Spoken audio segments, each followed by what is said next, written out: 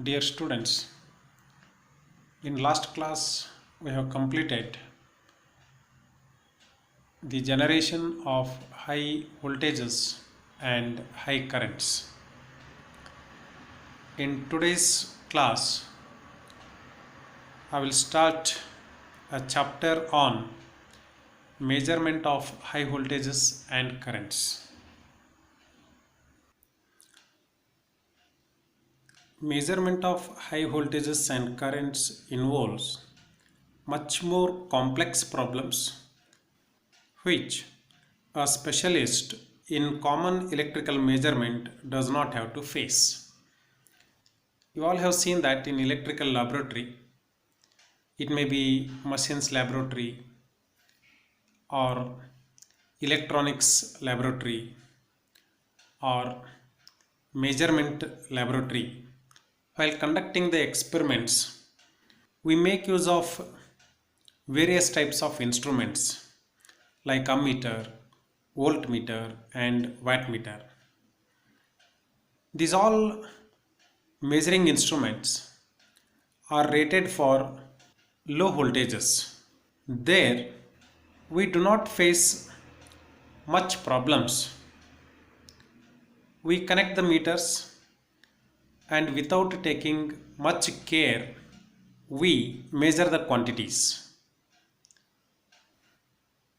But in case of measurement of high voltages and currents, there will be much more complex problems which a measuring personnel has to face. The high voltage equipments have large capacitances with respect to the ground structures and hence large voltage gradients are set up. A person handling these equipment and measuring devices must be protected against these over voltages. To understand this sentence, I will show you the circuit diagrams of the high voltage generators. This circuit is of cascade transformer connection for generation of AC high voltages. Here you have learned that the first transformer's tank is connected to the ground. That means tank is at zero potential, whereas the second transformer's tank is mounted on an insulator and the potential difference between the tank of second transformer and the ground is V2. Third transformer tank is also mounted on the insulator. The potential difference between the third transformer's tank and the ground is 2V2. If number of stages are more, in the successive transformers, the tank will be at higher potential. Now, between the tank of third transformer and the ground, there happens to be some capacitance. Similarly, there happens to be some capacitance between the tank of transformer 2 and the ground. This capacitance leads to the electric field. Similarly, you have learned multi-stage impulse generator.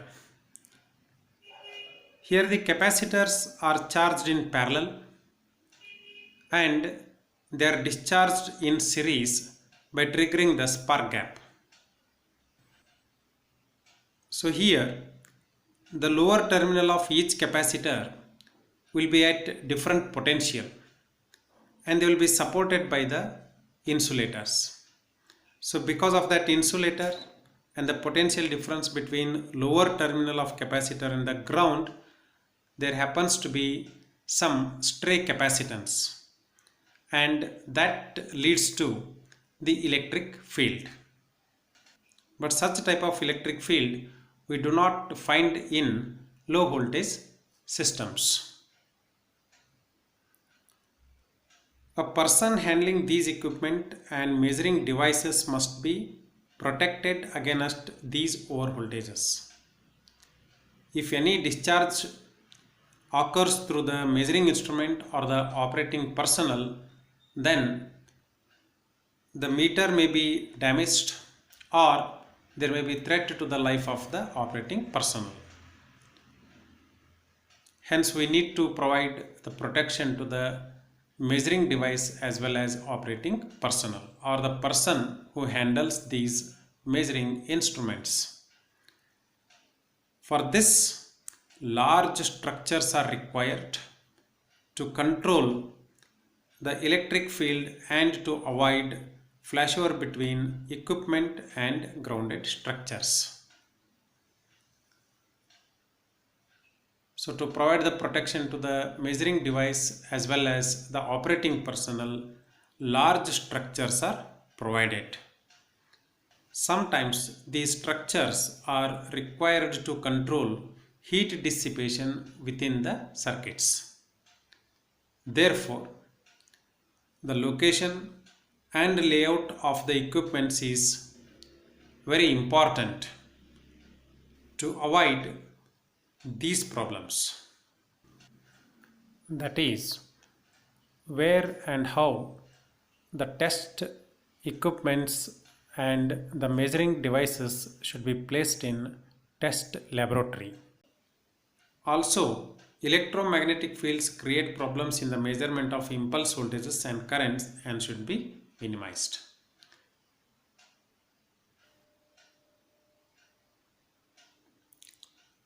First, we will classify the measuring techniques for DC voltages,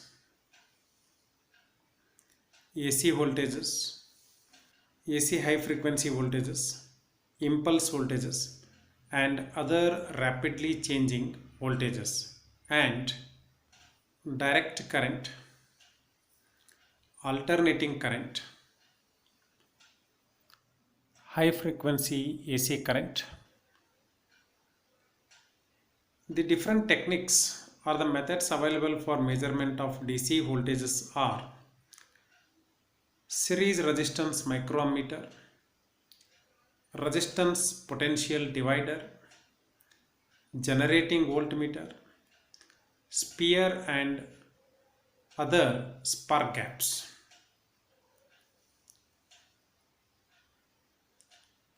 Methods available for AC voltages: series impedance ammeter, potential divider. The potential divider may be resistance or capacitive type. Third one, potential transformers. Fourth one, electrostatic voltmeters. Fifth one, spear gaps, which means that spear gaps may be used for measurement of DC and AC high voltages. The techniques available for measurement of AC high frequency voltages, impulse voltages and other rapidly changing voltages are potential dividers with a cathode ray oscilloscope, peak voltmeters and spear gaps.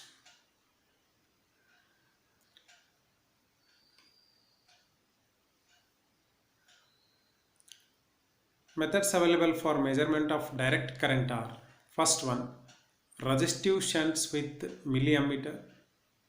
Second one, Hall effect generator. Third one, magnetic links. Methods available for alternating current measurements: resistive shunts, electromagnetic current transformers. Methods available for high frequency AC, impulse and rapidly changing currents are: first one, resistive shunts. Second one, magnetic potentiometer or Rogowski coil. Third one, magnetic links. And fourth one, Hall effect generators. Here we will not be studying all the techniques available. Instead, we are limited by the scope of our syllabus. Hence, we will be studying only few methods. Now, we will take high ohmic series resistance with microammeter method for measurement of DC high voltage.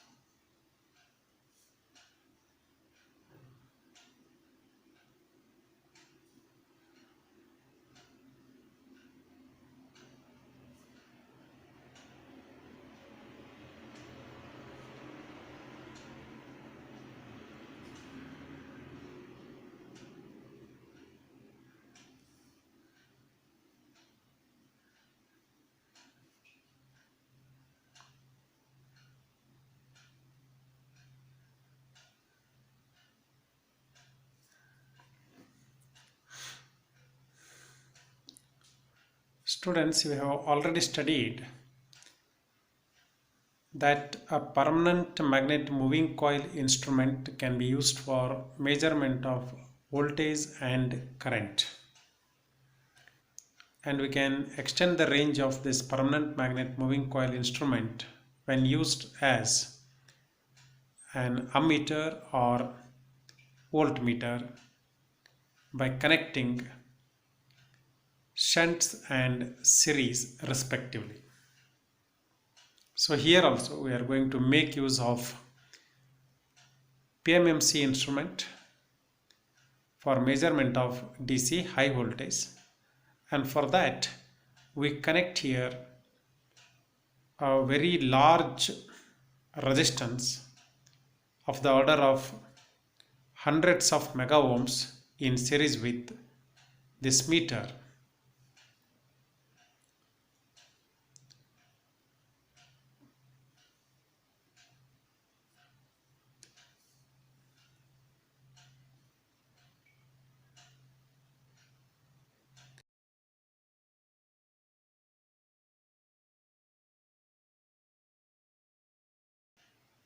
So the circuit used for measurement of DC high voltage may be drawn in this way.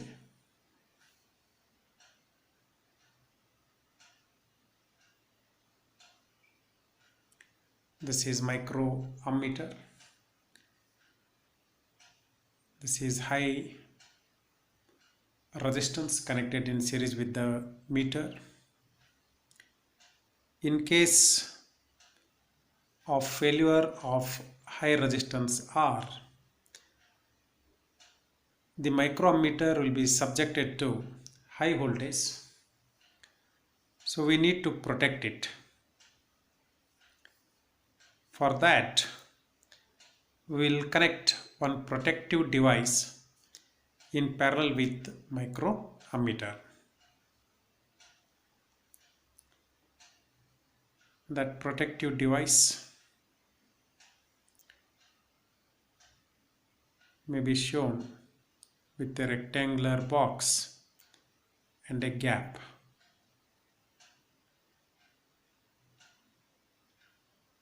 Which means that when this microammeter is subjected to high voltage, then the spark gap will start to conduct and it will bypass the microammeter.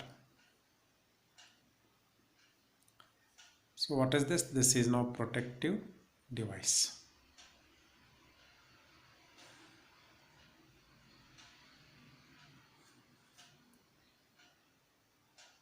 Here R is series resistance having value of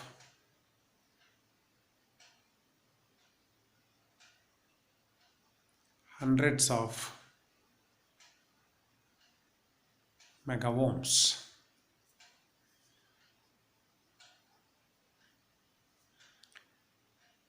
Mu A is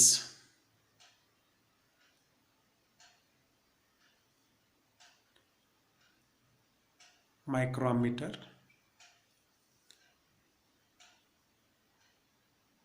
PMMC type. Since the internal resistance of microammeter is negligible in comparison with R, the applied voltage capital V will be completely appearing across resistance R. If current through the resistance is I, when voltage of V volts is applied, we can write V equal to I into R. For this, what is the condition? Neglecting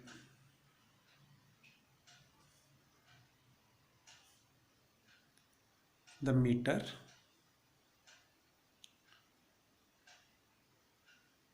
resistance, and that current I will be flowing through microammeter, and the microammeter will give deflection directly proportional to the current flowing through it. Since current is directly proportional to V, the deflection will become directly proportional to the measured voltage. Since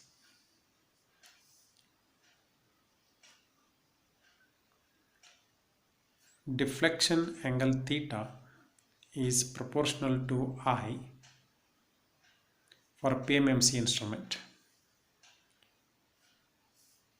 and V is proportional to I, we can write theta proportional to V.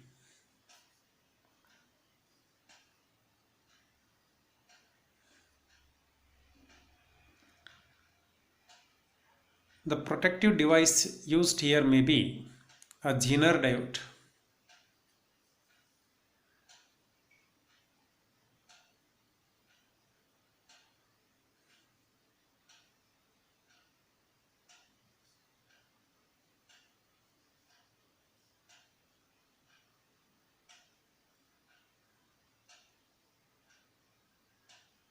or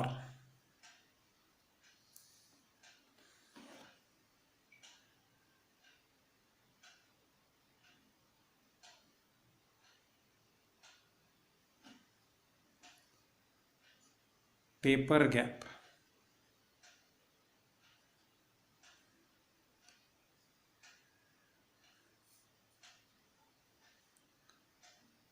or neon glow tube.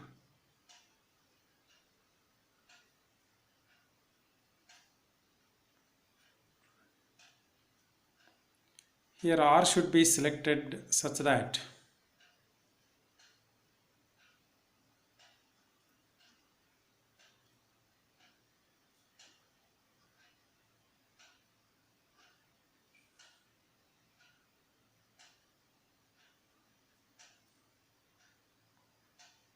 only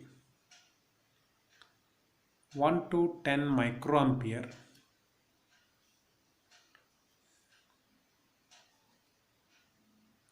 of current flows through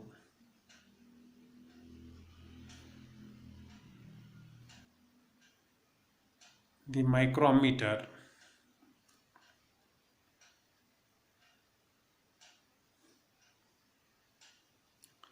for full scale deflection.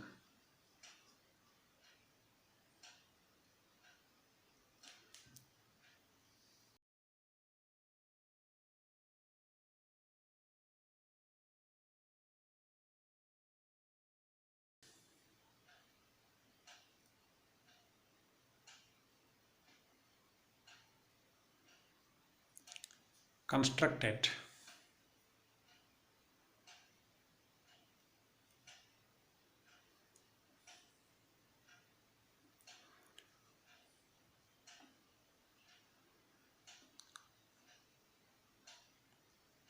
from a large number of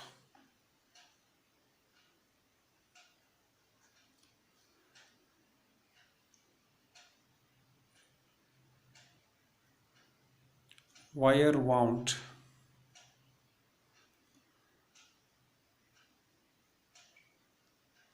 resistors in series.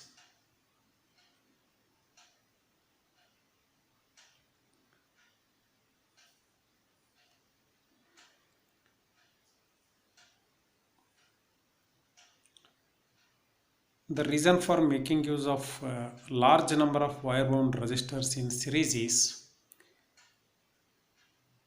if we have a single resistor, its size will be large and handling that resistor becomes difficult. Also, the transportation of that resistor will be difficult. But handling smaller wire wound resistors is easier, and also the transportation of smaller resistors is simpler.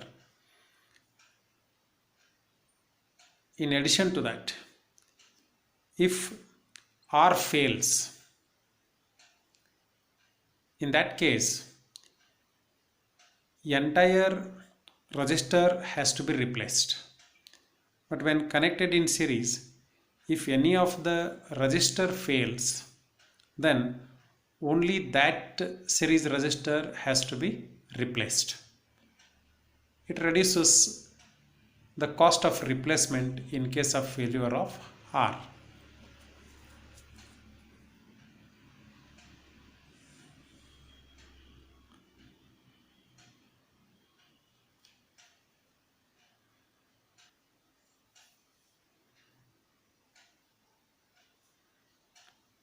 The voltage drop in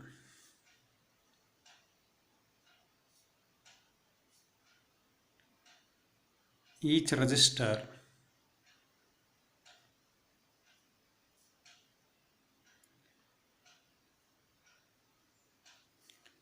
is chosen to avoid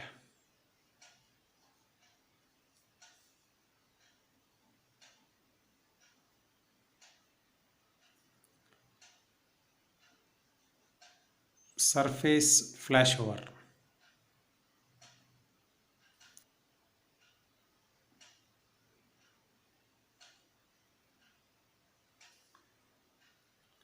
And discharges.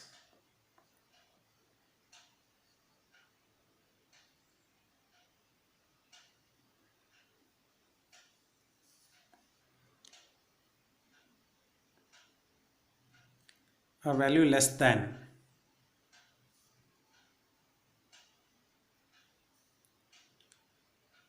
5 kV per centimeter is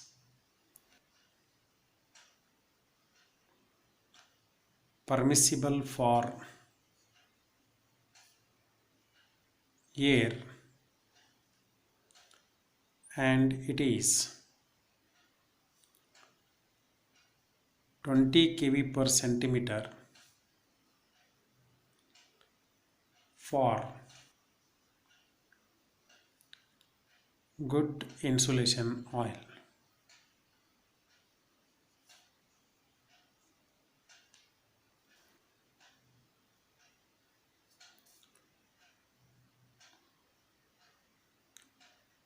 The resistor chain is provided with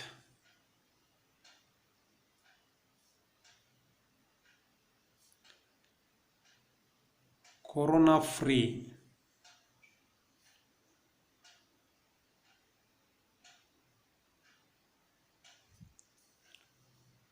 terminations.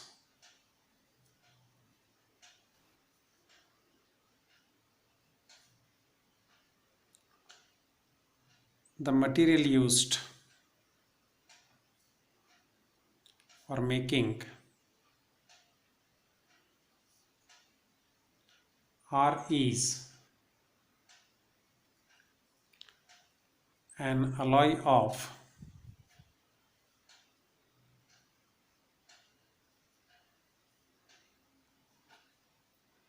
carbon with temperature coefficient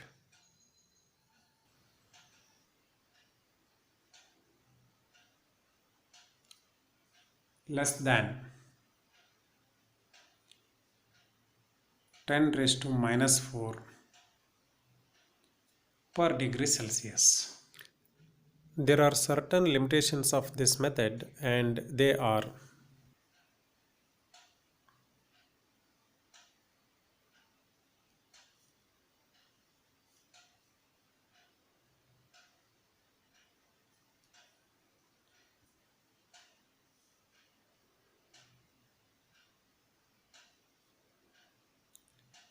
power dissipation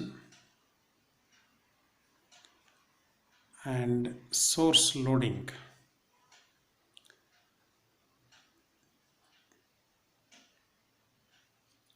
We know that there will be I square R loss in the resistance, so definitely there will be some power dissipation, and that power is drawn from the source whose voltage is to be measured. That is what we call as source loading. Second one,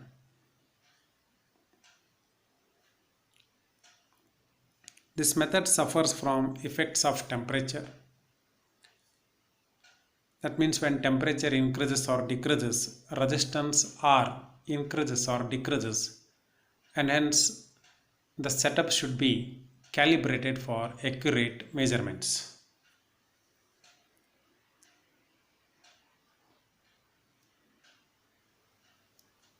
Temperature effects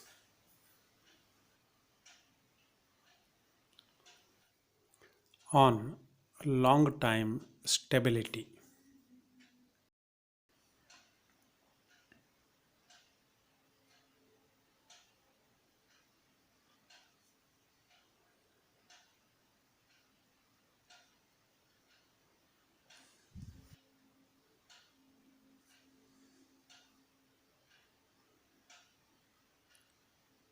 Voltage dependence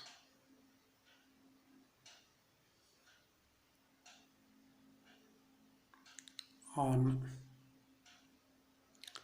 resistive elements.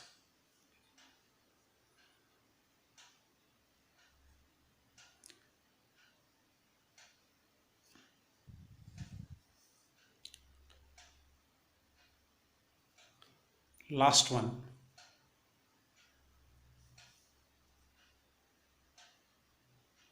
sensitivity to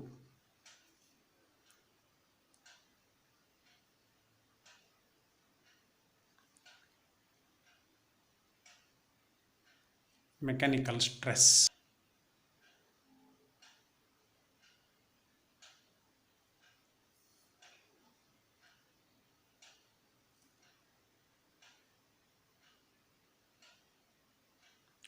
Such meters designed for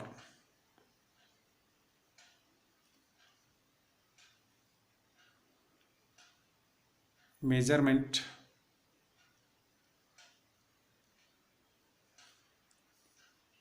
of 500 kV DC voltage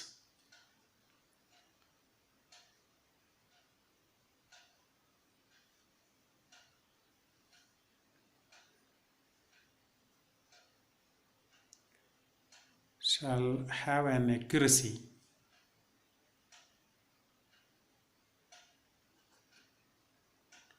of less than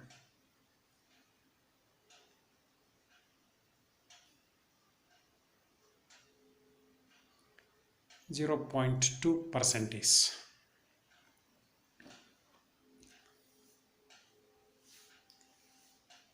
Dear students, I will stop the class here and continue in next class with resistance potential dividers or DC voltages. Thank you.